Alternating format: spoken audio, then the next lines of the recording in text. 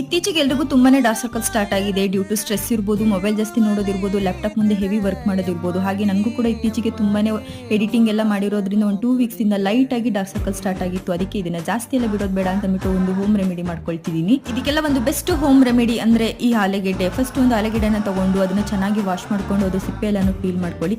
ನಂತರ ಅದನ್ನ ತುರ್ಕೊಳ್ಳಿ.